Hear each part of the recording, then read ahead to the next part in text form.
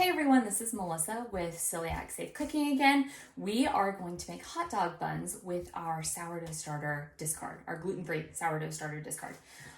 So the first thing you're going to need is you're going to need a bowl for your liquids, and then you're going to need a bowl for your dry. And then we are going to need some room temperature water, some oil. I use olive oil or vegetable oil. I haven't really noticed a huge difference between the two. You're gonna need sugar or maple syrup and honey, warm milk, and I'll go over exact measurements in a little bit, and I'll put the recipe down in the description below. And then we have our gluten-free sourdough starter or discard, either fed or discard, and I will go over kind of specifics of that in a bit. An egg at room temperature. You're going to end up needing 2 eggs, one for the actual mixture and then one for an egg wash right before you bake. And then psyllium husks or psyllium husk fiber powder, and then 160 grams of tapioca starch or arrowroot or cornstarch, and then brown rice flour, and then sorghum flour, and then gluten-free baking powder, xanthan gum, salt, and then I think that's everything. Oh, and yeast if you're using the discard, and we'll go over that as we go. If I miss anything, I will tell you as we go, as we make it. So first, I have already portioned out 90 grams, and a kitchen scale. I found this recipe is a lot easier to do with a kitchen scale than trying to measure everything cup-wise. So 90 grams of warm milk. So I put my bowl on my kitchen scale and I zeroed it out, and then I poured in milk till I got to 91 grams, and then I microwaved it for a little while. You don't want hot, so warm. That'll depend on your microwave and your bowl. Mine ends up being around 30 seconds to be good. You don't want it too hot. And then you're gonna take and go ahead and pour that in, and then you're gonna add your sugar and your oil and your water. So for water, I'm gonna take my scale, I'm gonna zero it out. I've tried to get it. I don't know if you guys can see the number. I don't think you can, so I'm just gonna turn it so I can see the number, because that makes it easier if I don't mess it up. And we're gonna take water. This is just tap water. And we're gonna go 150 grams of tap water. And then we're gonna go, and that was a lot more than I wanted. So we're gonna experiment and see how it likes a little extra water, because I poured a little too fast. Then we're gonna go with oil. We got 20 grams of oil, so I'm gonna zero my scale out again and go 20 grams of oil.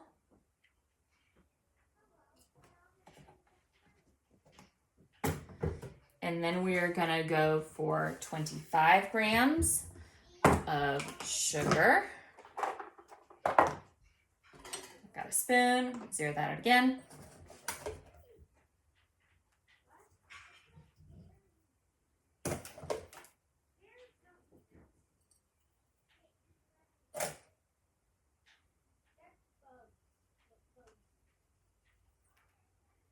There we go. And then at this point, you would add, if you have whole full husks, you would go ahead and add this in here, this step. If you're using the powder, you would add that to the dry mixture. And then I'm taking my little drink whisk here, and I'm gonna mix it all around.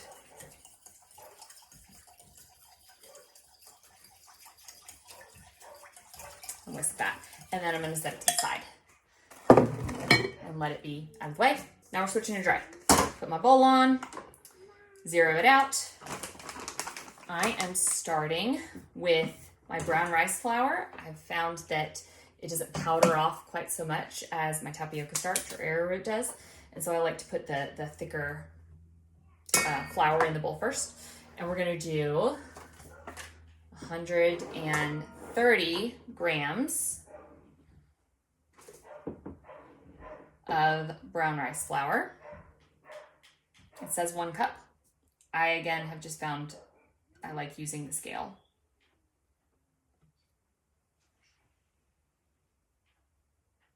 Because I can be a little bit more exact. All right. And the lid there. I'm a little all over the place. But that's honestly who I am and how I am. So welcome. Now I'm gonna do my tapioca starch. I really like these containers. Whew. This is a really light flour. So is the arrowroot flour, if you're using that as substitute. So I'm gonna zero it out again.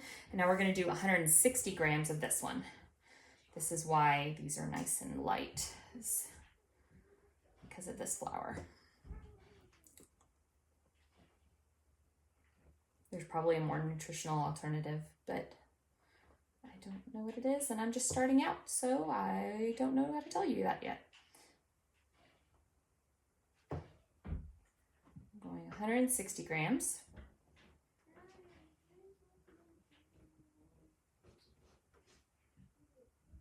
And I'm not sifting, just pouring it in. All right, so we've added our brown rice flour, we've added our tapioca starch. Now we are gonna add sorghum flour, which I think I forgot to mention last time, sorry. So here I'm zeroing out my scale again, and we're adding 25 grams, which is more than you think it's gonna be.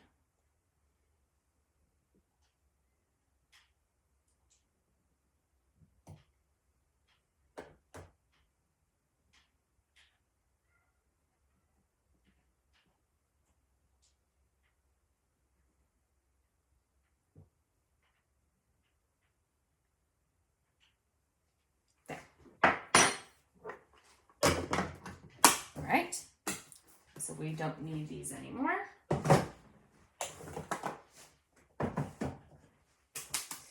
And then we are going to add the rest of our dry ingredients. So we're going to go ahead and do our xanthan gum. We're going to do 2 teaspoons of that.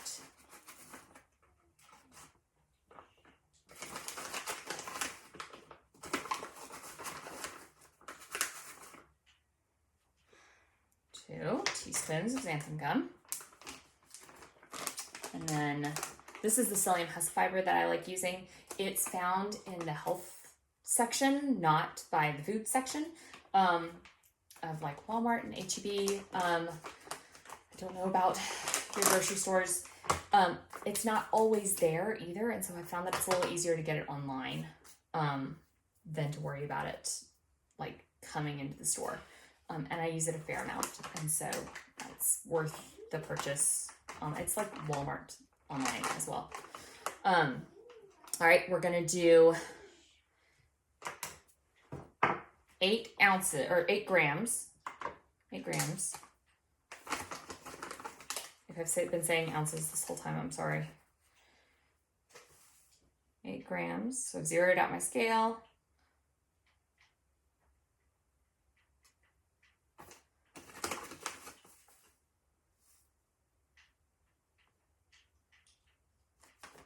Go. 8 grams. I've found that it's best not to add this at the bottom of the pan, add it on top of the other dry ingredients, or some of the other dry ingredients. It doesn't mix. My dog's barking. Again, always noisy at my house. The psyllium husks can kind of get clumped if they're too close to like the bottom of the pan, and it doesn't seem to like mix in quite as well with the rest of the stuff. And then we're gonna do 1.5 teaspoons of salt. I have my little kid's bowl here just to catch. 1.5 teaspoons.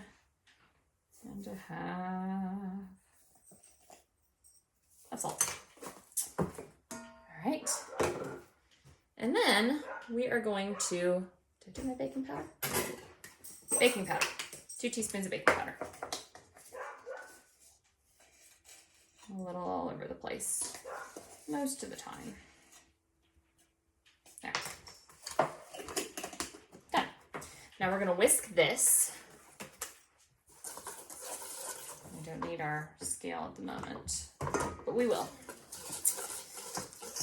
So whisk this together as best you can, mostly to make sure that those green husks are fully in there. It's more integrated.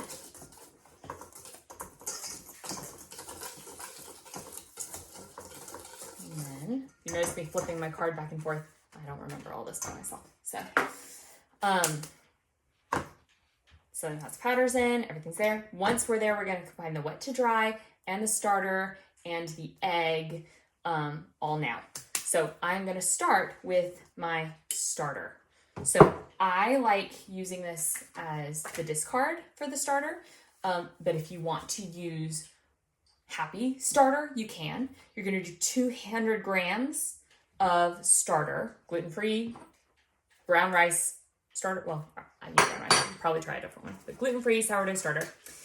And so I am coming in here, I'm zeroing out my bowl with all the other stuff, and then we're gonna go. I like adding this first because then, and like in one spot where it kind of mounds up, because then I can scoop a little and put it back in if I end up getting too much in there. My kitchen scale doesn't always register for a few seconds, which is frustrating, but I do.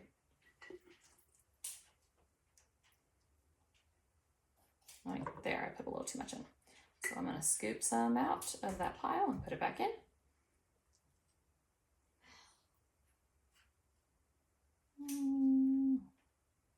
Okay. Put that one back off to the side.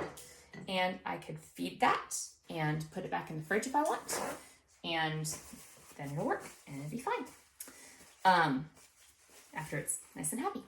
So I've added that. Now I'm going to add an egg. That it says a room temp egg. Honestly, I have also just pulled one straight out of the fridge and put it in and not had a huge issue. It doesn't rise as much in the actual proving process, but and maybe not even after that. But honestly, they work just fine, even if they haven't risen a whole lot. They're a good size for a hot dog.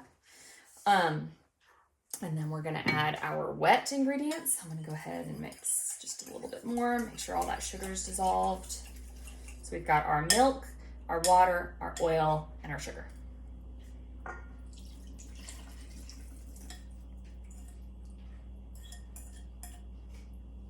I think I added my sugar. There.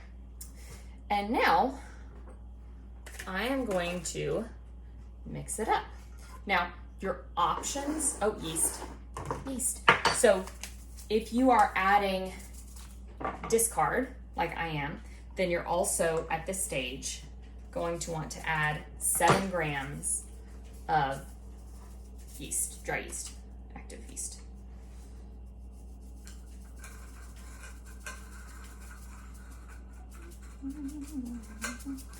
Which is about the size of one of these containers. Sometimes it needs a little bit extra.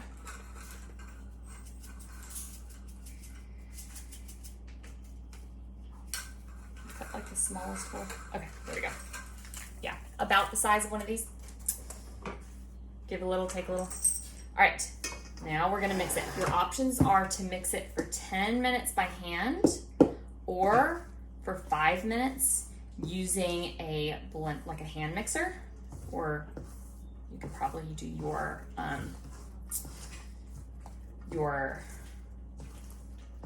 stand mixer too. I don't have a stand mixer, so everything that I do is either hand mixer or by hand. So I am mixing it up first so that I'm not like turning it around everywhere. The more you mix it, the smoother your rolls are gonna be. Your hot dog buns are gonna be. So this is not one that you really have to worry about over mixing. So mix that Make sure I get everything around the bottom.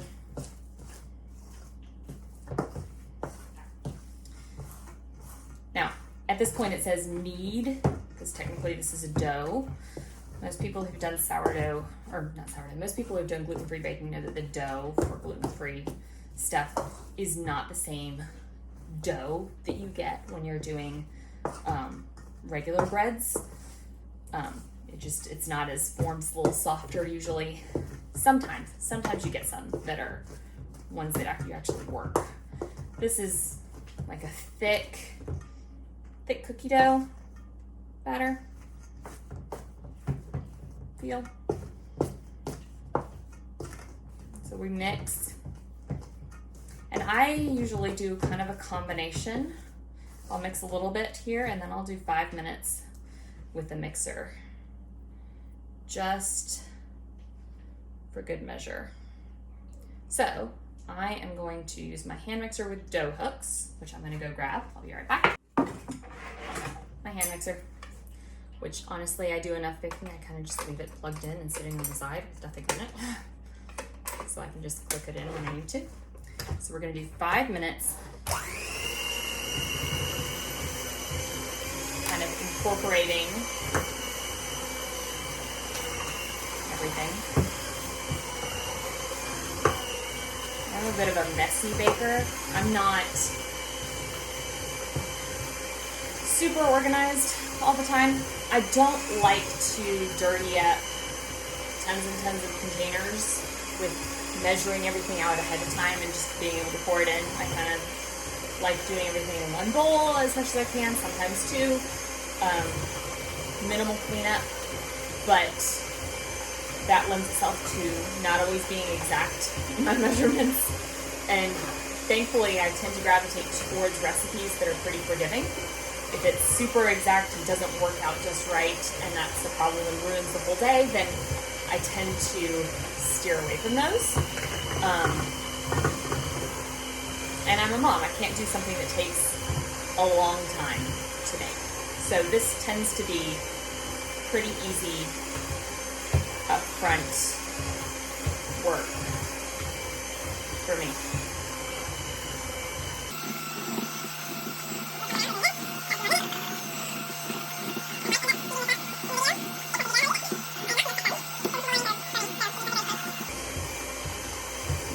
And it tends to start looking kind of whipped as you go. And that's okay. It's a very sticky dough. It's not very firm. If it's super runny at this point, then maybe you ended up putting a little too much liquid in, and maybe try adding some more flour if it's, super runny, because this will at least hold its shape when I'm messing with it. You don't want cake batter at this point. You're going more for cookie dough.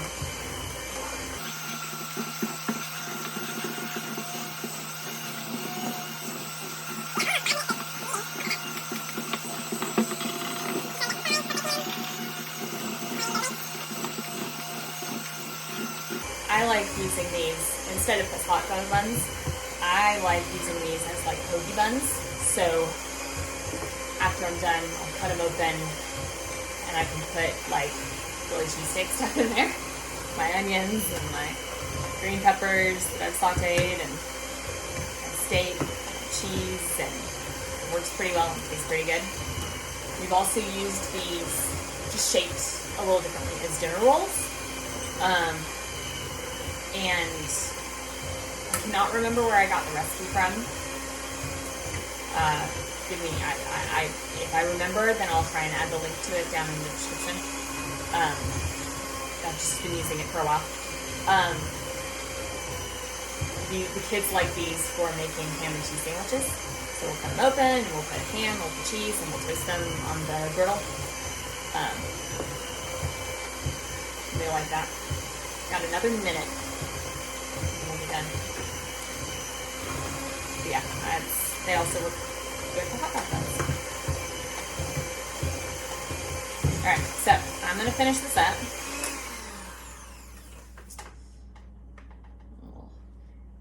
in so that we can save as much as possible. I'll move that off to the side. I am gonna wash my fingers off real quick. All right, so now what we're gonna wanna do is we're gonna wanna clear our workspace just a little bit. You want a clean table, and you're gonna add gluten-free flour onto the surface. I like my brown rice flour for this. I feel like it doesn't change the texture too much, and adds. So I'm just dumping a little bit out here. The cat has decided to say hello. And then I'm gonna take my rings off because I don't want dough in my rings. I'm gonna spread out my flour. You want, because it is a really sticky dough, you want a good bit of flour on the surface when you're doing this, but you're also not trying to add flour to your mixture too much. Kind of resist the urge to like knead it into it. All right, I'm getting a little bowl of oil because you're gonna want your hands oiled to mess with the dough. So I'm gonna come in here and I am going to smear it all down as much as I can. And it's gonna stick to my hand, and that's okay. I'm gonna just try and get as much as I can onto my floured surface.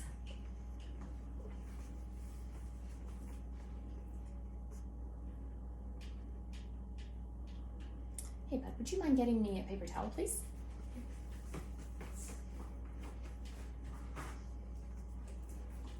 Just put it on top of that right there. To the side, please. Right over here. Thank you. That's good. You can head out. Thank you. Kids always get excited when I make these because they like them for sandwiches. And they like them for, it feels like a special thing to have hot dog buns with stuff. They like hot dogs, so it's even better. So I am going to wipe my hands off as best I can, just so I can stop going to and from the sink all the time. All right, so now we're gonna take some oil on our hands, and we are going to form this. I'm gonna take it and kind of roll it once in this flour, and then that's it. Now I'm going to spread it into a log. Oh, last favor, would you grab me one of those knives over there, the big ones? What size? The extra big one. The extra. Yeah, don't cut yourself. Put it right here. Thank you. Perfect. Okay, so I've just made a big log, right? I'm trying to kind of keep it boxy because it helps me keep them around the same size that way. Now I'm gonna take a knife and I'm gonna cut it into 8 pieces.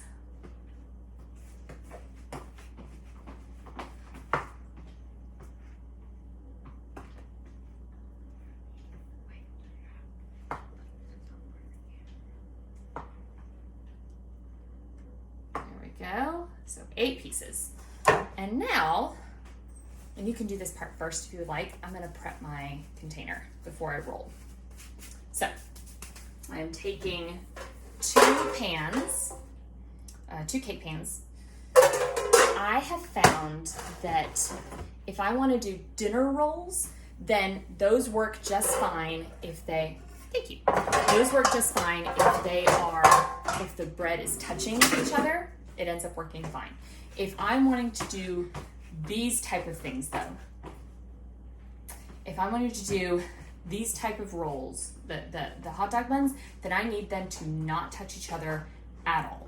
I don't want them next to each other. I don't want them proofing up next to each other. I don't want them in contact at all because you end up getting a much better seal all the way around that way. So I'm gonna take fake butter because I'm not about to waste the real stuff. And we are going to grease the bottom and the sides of my 2 cake pans.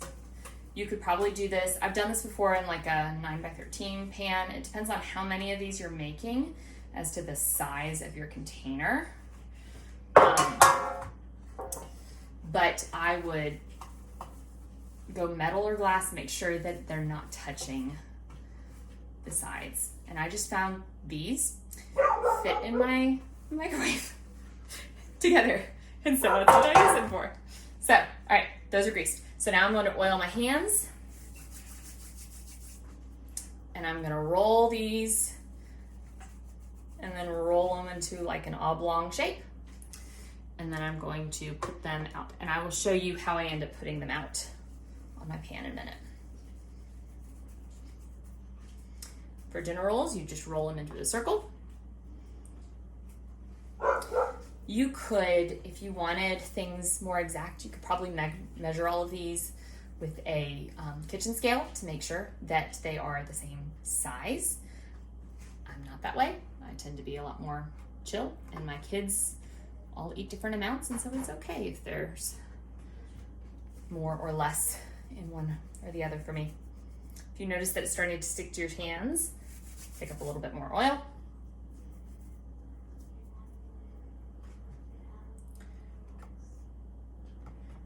And then we're gonna do the next pan. So I end up doing about 4 to a pan of this size.